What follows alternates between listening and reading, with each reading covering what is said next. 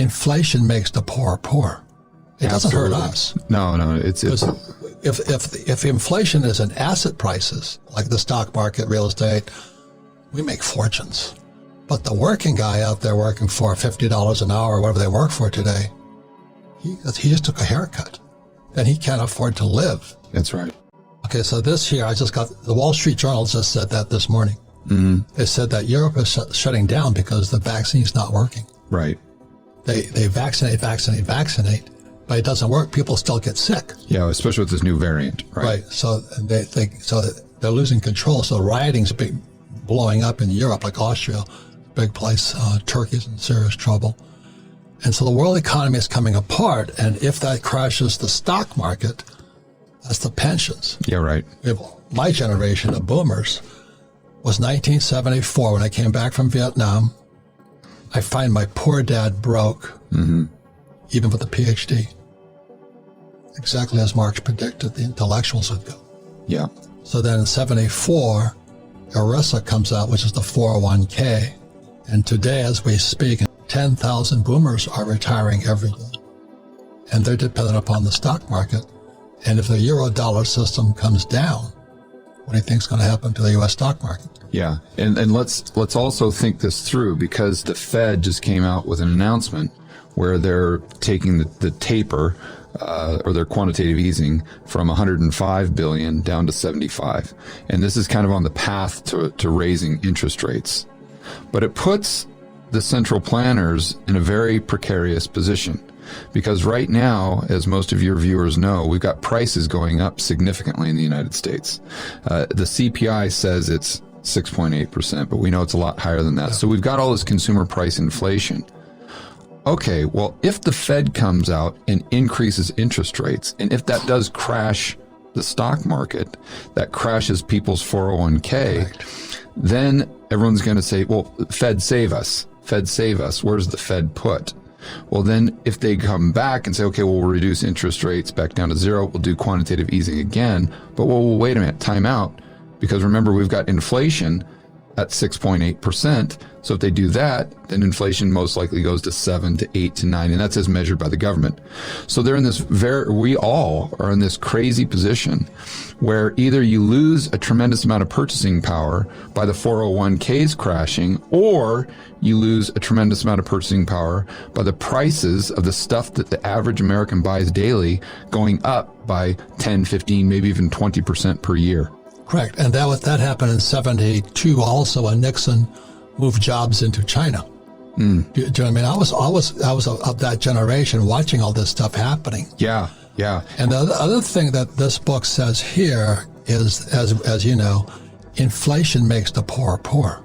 It doesn't hurt us. No, it's if inflation is in asset prices, like the stock market, real estate, we make fortunes. But the working guy out there working for $50 an hour, or whatever they work for today, he just took a haircut. Then he can't afford to live. That's right. And then you have the southern border right on our border right here, wide open. People are coming in droves. They have smash and grabs. This is all stage 2 communism. And then defund the police. They're going to try and take our weapons away. This guy Kyle Rittenhouse, was an issue of gun control. Supposedly, the press reports that he shoots black people. He shot white people.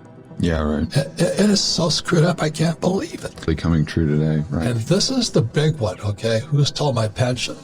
What Marx says, the problem with capitalism, it leaves the bottom half poor. So you could be what he called middle class in capitalism in America. But capitalism will ultimately push you down into poverty. Right. And so in 74, I come back from Vietnam, ERISA comes out. ERISA is the 401k today. Now, you and I know what happens when that market crash was just coming. Yeah. The boomers, my generation, are toast. Yeah, the middle class gets wiped out. Yeah, because we're so dependent on this thing called a 401k, which is a defined contribution pension plan. In other words, the defined contribution means if you put in $1 million, hopefully get $1 million back. But the old pension plan was called a defined benefit. So if you worked for Ford Motor Company and they promised you $1,000 a month, Ford guaranteed the $1,000 a month. Yeah. But a defined contribution, Wall Street, as long as Wall Street stayed up, it was a good deal. So the reason we wrote this book here is my classmates who flew for United Airlines and all that, they lost their pensions. PBGC, Pension Benefit Guarantee Corporations, they took their pensions. So as you and the reason we always get together, and we're talking with Jeff Snyder and all this, You're talking about the euro dollar crisis and how they're pumping up the stock market right now. My prediction is my generation, who are affluent today, will be in poverty in 10 years. Yeah, and I think I'd take it a step further, because I think it's not just your generation, but it's American society, because now our economy is completely dependent upon the asset prices or the assets that are in the 401k. So if the 401k crashes as a result of assets, that means the entire economy crashes. And that goes back to what Marx is saying. And that's how those two books really dovetail on one another. And there's one more thing that Marx was talking, so his complaint, which is accurate, that capitalism will turn the bottom half into poverty. He writes about how capitalism screws employees. He talks about how doctors and lawyers will no longer be exalted. This is in 1848. So for those who read Rich Dad, Poor Dad, or the Cash Flow Quadrant, these were the employees. They're always afraid they're going to lose their job. So the smart guys were the S's, doctors, lawyers, accountants, and all this. And he says this in 1848, the capitalism was going to screw the S's. Right. And we screwed them via taxes. Yeah, but I would argue that it wasn't free market capitalism that did that.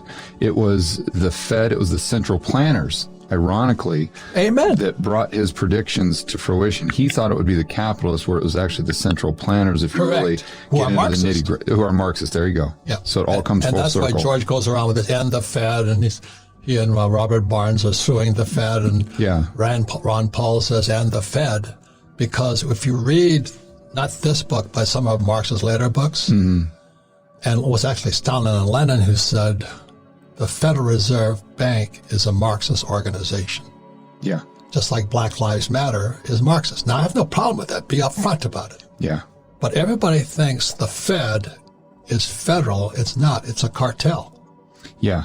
Yeah, and what it does is through quantitative easing, through artificially low interest rates, and through bailing out these huge corporations, it takes capitalism and it completely perverts it. It distorts it. And that's why I always use the term free market capitalism, not just capitalism, because people like to argue and say, well, look at what happened during the GFC. That was a result of the global financial crisis.